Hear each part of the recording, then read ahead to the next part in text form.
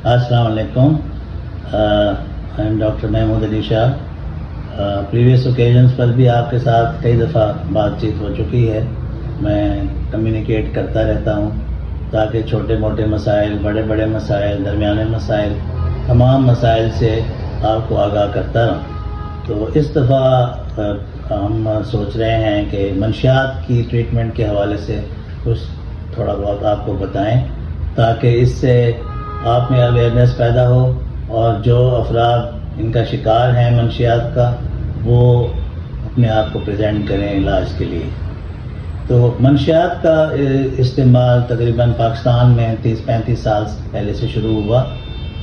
یہ افغانستان سے پاپی اور پاپی فلاورز کو کٹ کر کے خسخاس اور پھر اوپیم بنائی گئی اور اوپیم لوگوں نے لینا شروع کی شروع میں.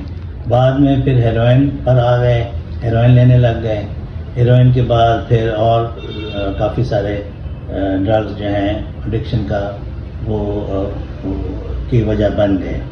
آپ یہ دیکھیں کہ شروع میں اینٹی نارکوٹک فورسز تھیں پاکستان میں، خاص طور پہ بنائی گئیں کہ منشیات کا پرابلم ہے تو اس کا علاج اور اس کی روک تھام کے لیے ہم اینٹی نارکوٹک فورسز سے مستفید ہوں.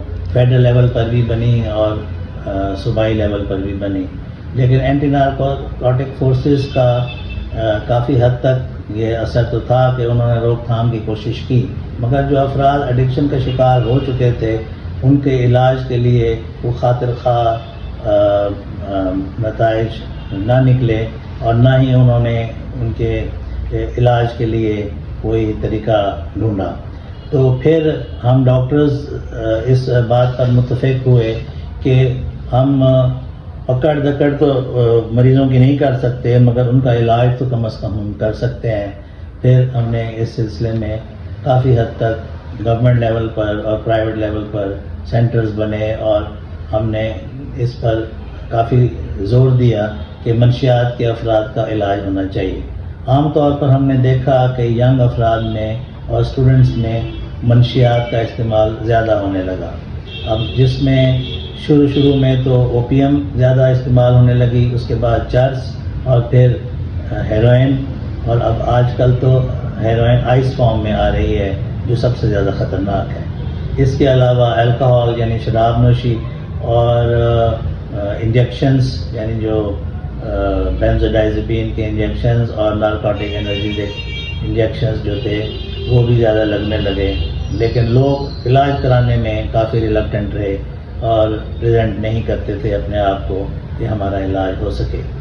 تو اس کے بعد سے پھر ہم نے کافی زور دیا، فری کیمپس بھی کیے اور پنجاب کے پیریفری میں تو کافی زیادہ خاص طور پہ میں نے کیمپس کیے. ہر ہفتے تقریباً ہم جایا کرتے تھے ڈی جی خان سائٹ پہ اور شجاعت سائٹ پہ اور باقی بہت سارے علاقوں میں پیریفری میں، تاکہ لوگوں کو ہم اس بات پہ راضی کر سکیں کہ وہ منشیات کا علاج طریقے سے کروائیں. تو اس کا علاج ویسے تو خاصا لمبا ہوتا ہے کہ آپ دیکھیں کہ 3 months کی ٹریٹمنٹ چلتی ہے، لیکن یہ ہے کہ لوگ اتنا عرصہ ہسپتال میں گزارنے کے لیے راضی نہیں ہوتے کیونکہ اس پہ خرچہ کافی زیادہ آ جاتا ہے اور سرکاری لیول پر اتنی فیسلٹیز نہیں ہیں کہ ہم ان کو 3 ماہ وہاں رکھ سکیں. تو پھر ہم نے سوچا کہ چلو انیشل ٹریٹمنٹ جو ہے ان کی وہ ہے ڈی ٹاکسیفیکیشن، یعنی کہ ان کے جسم سے تمام منشیات کو ہم نے دور کرنا ہے اور ریسیپٹرز جو منشیات کے باڈی میں ہر جگہ پھیلے ہوتے ہیں ان کو ہم نے ان ایکٹیو کرنا ہے. اس کے بعد جب جب علاج شروع ہوتا ہے تو پھر اس کے ساتھ اور بہت سارے فزیکل پرابلمز بھی ہوتے ہیں، جیسے ڈرگ انڈیوس سائیکوسس، اگر دماغ استعمال زیادہ ہو رہا ہے اور وہ مینیا میں جا رہے ہیں تو پھر بائی پولر ڈپریشن اور ساتھ میں یونیپولر ڈپریشن اور بہت سارے اور مسائل جس کی وجہ سے کبھی کبھی تو دماغ کو جھٹکے بھی لگنے لگتے ہیں.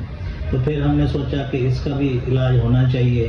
تو ڈی ٹاکسیفیکیشن کے ساتھ ساتھ پھر مختلف بیماریوں کا علاج کیا اور اس کے بعد پھر ریہیبلیٹیشن کا پروسیس کیا کہ 3 ماہ کی ریہیبلیٹیشن کے بجائے اس کو شارٹ کر کے ہم نے سوچا کہ 2 ہفتے کی ریہیبلیٹیشن کر لیں. پھر بھی اس سلسلے کو اگر آپ غور سے دیکھیں تو مہینے سے زیادہ کی یہ ٹریٹمنٹ بن جاتی ہے. کچھ لوگ پھر اس پر بھی راضی نہ ہوئے اور انہوں نے کہا ہمارے پاس فائنینسز میٹ کرنے کے کوئی ذرائع نہیں ہیں تو آپ اس ٹریٹمنٹ کو مزید شارٹ کریں. تو پھر ہم نے ڈیٹاکسیفیکیشن کا پروسیس جو کہ 10 دن میں ختم ہو جاتا ہے اس کو ختم کر کے اور پیشنٹس کو گائیڈ کرنے کی کوشش کی کہ آپ گھر پہ بقایا ٹریٹمنٹ لیں اور پھر ہمیں ہفتے ہفتے چیک کرواتے رہیں.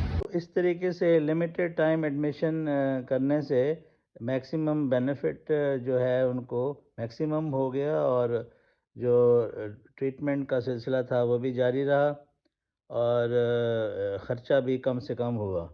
تو ہم نے اس طریقے سے پیشنٹس کو اس میں انوالو کر کے ان کا علاج کیا ہے تاکہ وہ مزید اس کو یہ نہ ہو کہ اس کو وہ افورڈ نہ کر سکیں اور پھر علاج کی طرف سے کافی سست روی کا شکار ہو جائیں. تو میرے خیال میں یہ بیسٹ طریقہ ہے. آپ کم سے کم ٹائم میں زیادہ سے زیادہ پیشنٹ بینیفٹ دیں تاکہ ہم بھی اس بات سے سرخرو رہیں اور وہ بھی اس سے بینیفٹ اٹھائیں. Thank you very much.